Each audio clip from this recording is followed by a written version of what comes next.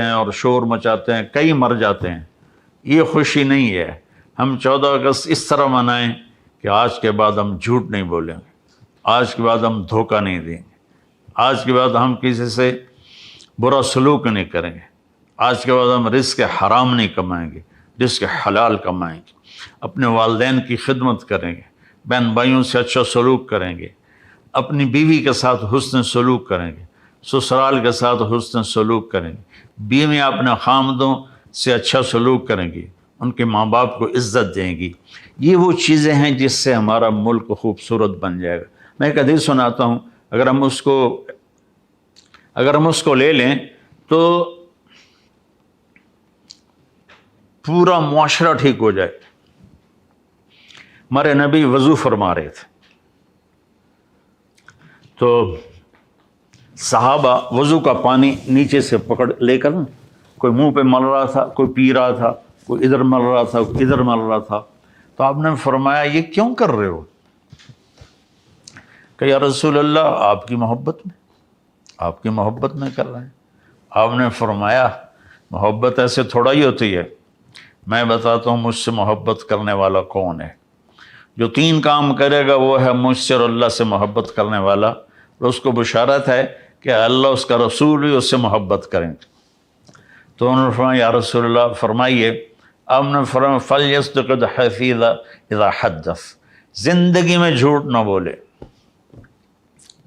زندگی میں جھوٹ نہ بولے، سچ بولے، وہ ہے مجھ سے پیار کرنے والا، وہ ہے جس سے میں اور میرا رب بھی پیار کریں گے۔ فَلْيُؤَدِّ الْأَمَانَةَ إِذَا اؤْتُمِنَ، کبھی کسی کو دھوکہ نہ دے۔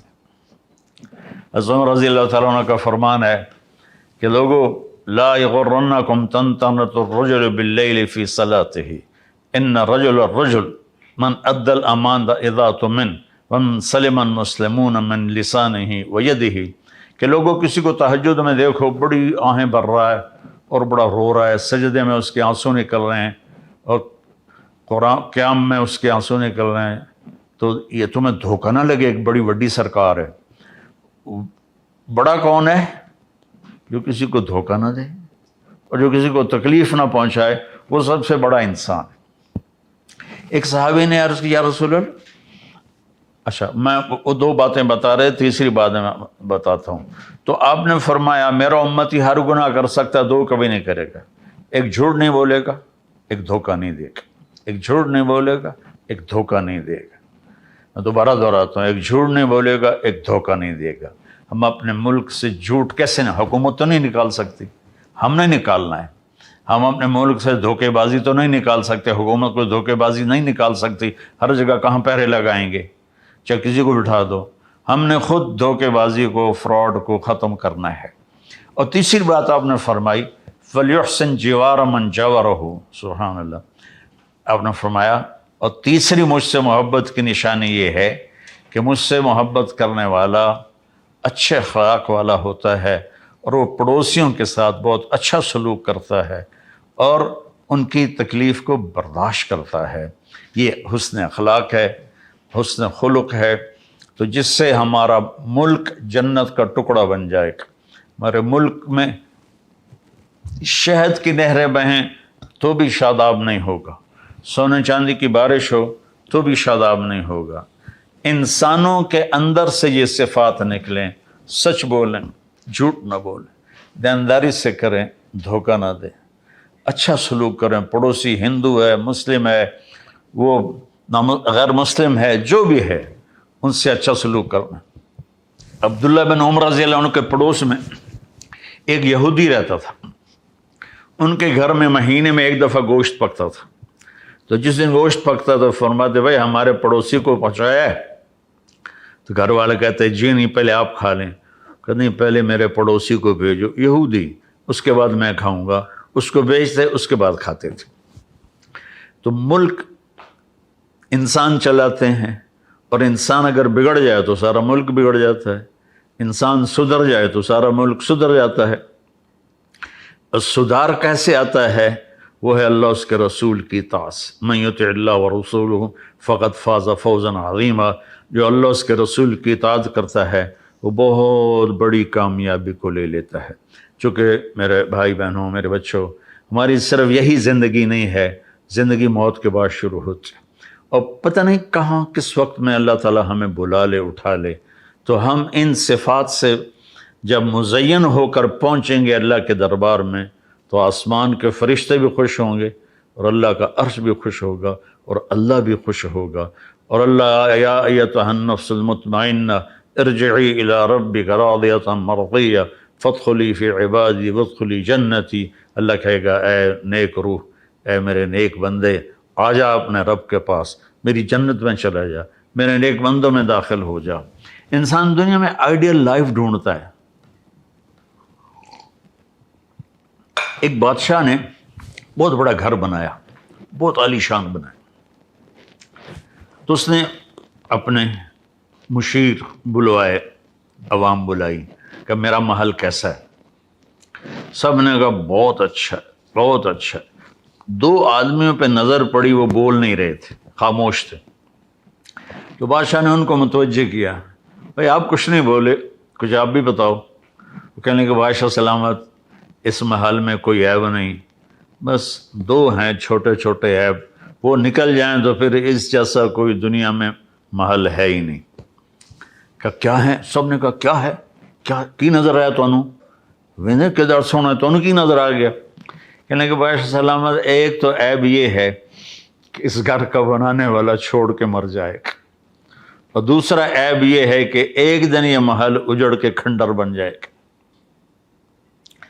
میں جب اسپین گیا تو میں غرناطہ گیا، تاریخ سے میری دلچسپی ہے، تو عبد الرحمن ثالث نے وہاں ایک محل بنایا تھا جو 25 سال میں بنا تھا، اور آج کا 4 کھرب روپے اس پہ لگا تھا، 4 کھرب، پوری چھت ہیروں سے جڑی ہوئی تھی، اور سارے پلر پر سونا اور اس میں ہیرے یاقوت تھے، اور اس میں نا پارے کے تالاب تھے، تو جب پارا تو ایسا ایسے ہوتا رہتا نا، ٹھہرتا نہیں، جب سورج کی شعائیں پڑتی تو وہ ایسے ایسے حرکت کرتے ہوئے محل پہ پڑتی تو پورا محل رقص کرتا ہوا نظر آتا تھا، ایسے لگتا تھا پورا محل رقص کر رہا ہے۔ 25 برس میں وہ محل بنا، 25 برس اس میں رہنا اس کو ملا، 50 برس اس نے حکومت کی، اور میں اس کی تاریخ پڑھ رہا تھا، اس نے کہا کہ میں نے 50 سال حکومت کی، ہر دشمن کو زیر کیا اور اپنی ہر خواہش کو پورا کیا، لیکن میں نے سکون کے دن گنے 50 سال میں تو صرف 14 دن تھے، مجھے صرف 14 دن سکون کے ملے ہیں۔ 25 سال کے بعد وہ مر گیا، تو اگلے 25 سال کے بعد اشبیلیہ میں اسلامی حکومت تھی، وہ ٹوٹ گئے تھے، انہوں نے غرناطہ پہ حملہ کیا اور اس محل کی اینٹ سے اینٹ بجاتے۔ تو میں جب غرناطہ گیا تو میں نے ان سے کہا بھائی یہاں ایک محل تھا قدیم، وہ ڈھونڈو، وہاں کے مقامیوں کو پتہ ہی نہیں تھا، تو وہ ایک مل گیا، اس نے کہا جی ادھر ایک کھنڈر ہے، میں نے کہا وہاں لے چلو۔ میں جب گیا تو وہ پہاڑ کے دامن میں اس نے وہ گھر بنایا تھا، اس کی ایک باندی تھی زہرا، اس کے عشق میں اس نے اتنا پیسہ برباد کیا اور اتنی دولت برباد کی، اور 50 سال کے بعد وہ گھر نظر آتش ہو گیا اور اس کی اینٹ سے اینٹ بج گئی۔ تو مشکل یہ ہے، ہم یہاں جنت بنا نہیں سکتے، آئیڈیل ہوم بنا نہیں سکتے، چونکہ موت پیچھے کھڑی ہوئی ہے۔ تو کیا کریں پھر؟ اپنی آخرت کو مقدم کریں، اپنی آخرت کو سمجھ۔ اجل ہی نے چھوڑا، اجل کہتے ہیں موت کو، اجل ہی نے چھوڑا نہ کسرا نہ دارا۔ کسرا اور دارا 2 بڑے بادشاہ تھے، دونوں ایران کے تھے، اسی سے سکندر صفات بہارا، سکندر یونانی، ہر ایک لے کے کیا کہا نہ حسرت ستارہ، پڑا رہ گیا سب یوں ہی ٹھاٹ سارا، جگہ جی لگانے کی دنیا نہیں ہے، یہ ورد کی جا ہے تماشا نہیں ہے، تجھے پہلے بچپن نے برسوں کھلایا، جوانی نے پھر تجھ کو مجنوں بنایا، بڑھاپے نے آ کے کیا کیا ستایا، اجل تیرا کر دے گی بالکل صفایا، جگہ جی لگانے کی دنیا نہیں ہے، یہ ورد کی جا ہے تماشا نہیں ہے، یہی تجھ کو دھن ہے رہوں سب سے اعلیٰ، وہ زینت نرالی ہو فیشن نرالا، جیا کرتا ہے کیا یوں ہی مرنے والا، تجھے حسن ظاہر نے دھوکے میں ڈالا، جگہ جی لگانے کی دنیا نہیں ہے، یہ عبرت کی جا ہے تماشا نہیں ہے، تو کہ حرص و ہوس کو چھوڑ میاں، مت دیس بدیس پھرے مارا، قزاق اجل کا لوٹے ہے دن رات بجا کر ناکارا، کیا بدیا بھینسا بیل شتر، کیا گونی پلہ سر بھارا، کیا جیہوں چاول موٹ مٹر، کیا آگ دوں اور انگارا، سب ٹھاٹ پڑا رہ جائے گا جب لا چلے گا بنجارا۔ اس میں پرانی اردو کے الفاظ ہیں، سمجھ تو نہیں آئے ہوں گے، لیکن اس کا مقصد یہ ہے کہ دنیا فانی ہے، آخرت کو سامنے رکھو۔ سب سے آخری آدمی جو جنت میں جائے گا، جس کے پاس جو سمجھیے کہ سب سے چھوٹی جنت ہوگی، وہ آپ نے کہا میری امت سے ہوگا، اس کا نام ہوگا جوہینہ، اس کے قبیلہ بھی ہوگا جوہینہ۔ آپ نے کہا میں اب دیکھ رہا ہوں کہ وہ جہنم سے نکل رہا ہے اور جنت کی طرف اللہ اس کو لے جا رہے ہیں۔ جو جنت کے دروازے پر آئے گا تو اللہ تعالیٰ کہیں گے جا، تو اللہ تعالیٰ اس سے نا دل لگی کریں گے، اس کی دل لگی کے لیے۔ وہ جب اندر جانے لگے گا تو لگے گا کوئی جگہ ہے ہی نہیں، وہ واپس ہو جائے گا۔ اللہ تعالیٰ فرمائیں گے جا تو صحیح، وہ جائے گا، پھر بھری ہوئی نظر آئے گی، واپس آ جائے گا۔ پھر اللہ کہیں گے جا تو صحیح، کہے گا میرے واسطے جاتا تو چھڈی نہیں، میں کتنے جاؤں؟ تو اللہ تعالیٰ فرمائیں گے اچھا یہ بتا، میں نے جب سے زمین بنائی، دنیا جب سے میں نے زمین بنائی، اس کو ملٹی پلائی بائی 10 کر کے تمہیں دے دوں تو خوش ہو؟ تو کہے گا یا اللہ مذاق تو نہ کر میرے نال، میں نے تو کوٹھا ہی کافی۔ اللہ کہیں گے جا، اس دنیا سے تجھے 10 گنا بڑی جنت دے دی۔ تو وہ جب انٹر ہوگا تو دروازہ کھلے گا تو اس کا نوکر کھڑا ہوگا، اس کے چہرے پہ ایسا نور ہوگا کہ یوں جھکے گا، کہ کیا کر رہا؟ کہ تم فرشتے ہو، تمہیں کیا اس کو کہتے ہیں سلام کر رہا ہوں۔ وہ کہے گا میں فرشتہ نہیں، میں آپ کا نوکر ہوں، اور میرے جیسے اور 70,000 80,000 آپ کے نوکر ہیں۔ اچھا کتنے ان کا آگاں تو ٹور آگے ٹورے گا، ایک اور نور کی چمک اٹھے گی تو وہ سجدے میں گر جائے گا۔ اور آقا یہ کیا کر رہے ہو؟ کس کو سجدہ کر رہے ہو؟ یہ جو نور کی چمک ہے یہ اللہ کی نور کی چمک نہیں ہے، میں اللہ کو سجدہ کر رہا ہوں۔ وہ کہے گا اللہ کے نور کی چمک نہیں ہے، آپ کے محل کی چمک ہے جو آپ کے اوپر پڑ رہی ہے۔ پھر جب وہ آگے جائے گا تو 80,000 نوکر اس کا استقبال کریں، گاڈ آف آنر، کہیں گے امان علیہ سیدنا ان نظور، ہمارے آقا سارے جنت والے جنت میں آ گئے، آپ کدھر رہ گئے تھے؟ اتنی دیر لگا دی۔ وہ کہے گا شکر کرو میں آ گیا، میں نے بڑے لیے ترپین، اللہ نے معاف کیتا تو میں آیا، میری بڑا برا حال ہویا۔ تو 80,000 نوکر اس کے ساتھ چلیں گے، اور اس کو آگے جا کر بہت بڑا خوبصورت میدان ہوگا، اس میں ایک تخت ہوگا، وہاں بٹھائیں گے۔ تو وہ کہے گا سارا کچھ کہندا ہے؟ وہ کہیں گے سارا کچھ آپ کا ہے۔ اچھا؟ پھر وہ کہیں گے بھائی ہمارے آقا جہنم سے آئے ہیں، بھوکے بھی ہیں، پیسے بھی ہیں، کھلاؤ بھائی، پلاؤ بھائی۔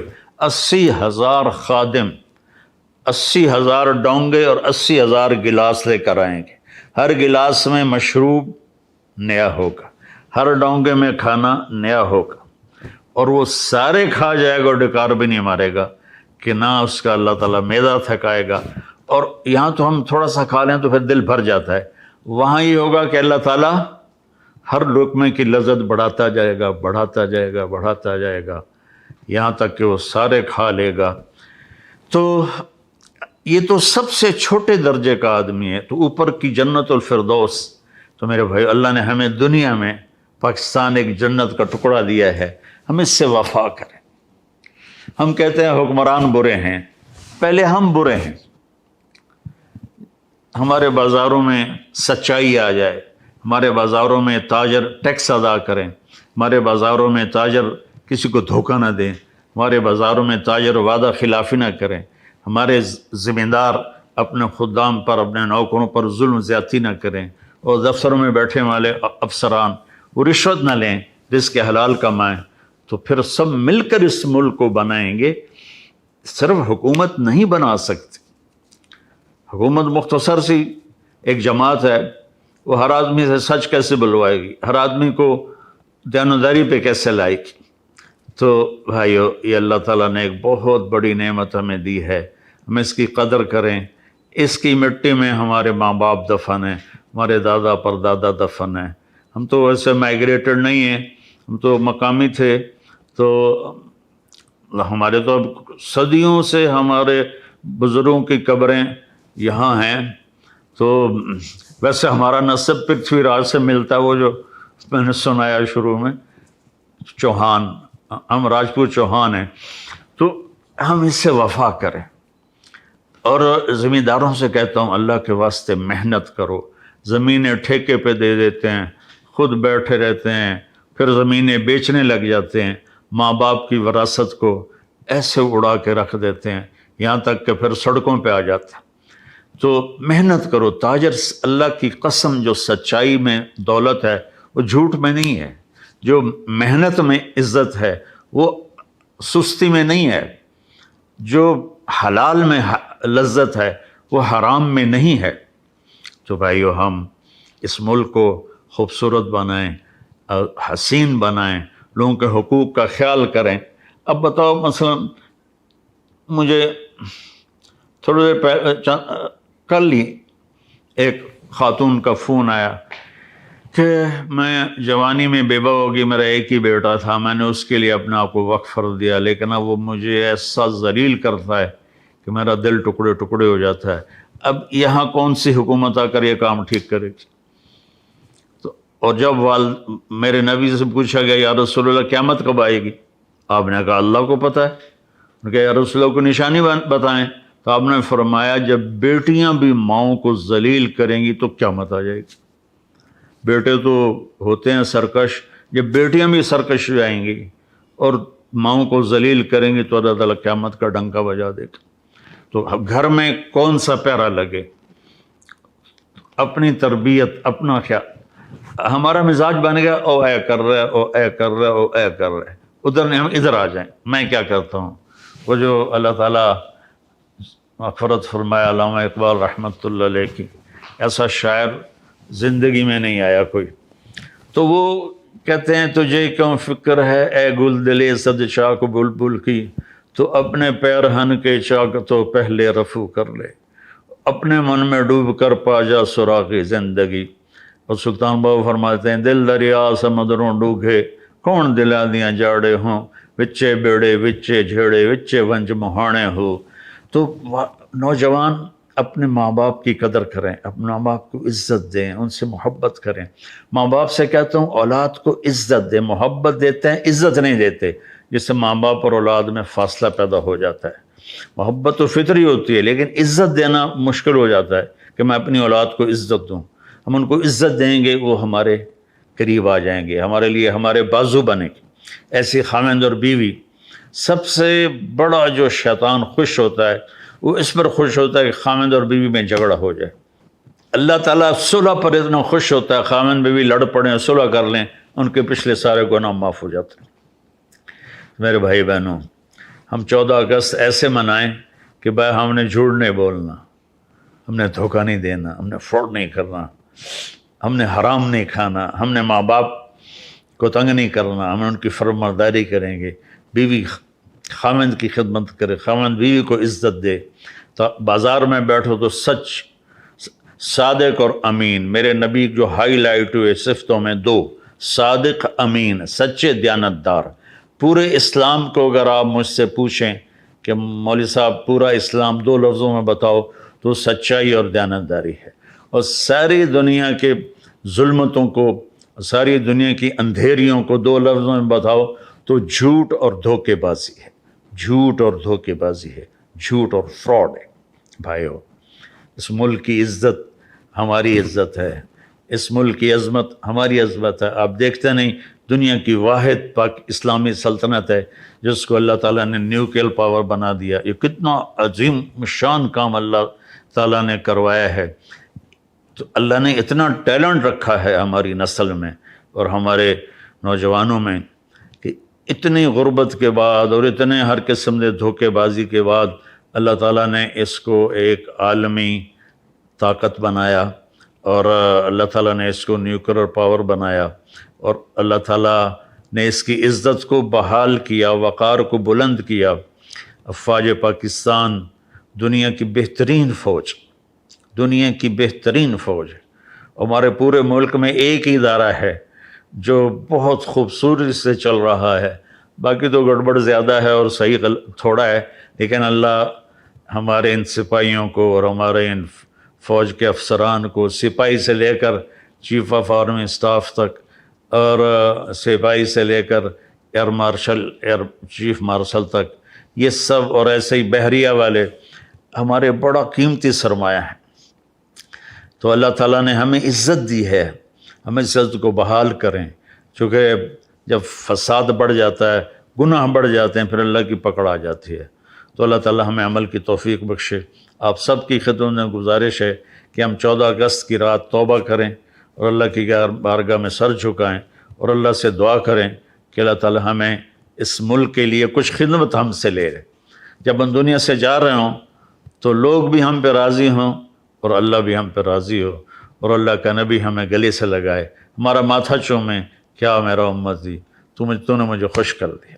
ایسے ہی مستورات سے کہتا ہوں، جوان بچیوں سے کہتا ہوں کہ اپنے ماں باپ کی خدمت کرو، اپنے ماں باپ کو عزت دو، اور اپنے آپ کو حیا سے مزین کرو۔ یہ سب سے خوبصورت زندگی ہے۔ اللہ تعالیٰ مجھے اور آپ کو عمل کی توفیق بخشے۔ السلام علیکم ورحمۃ اللہ۔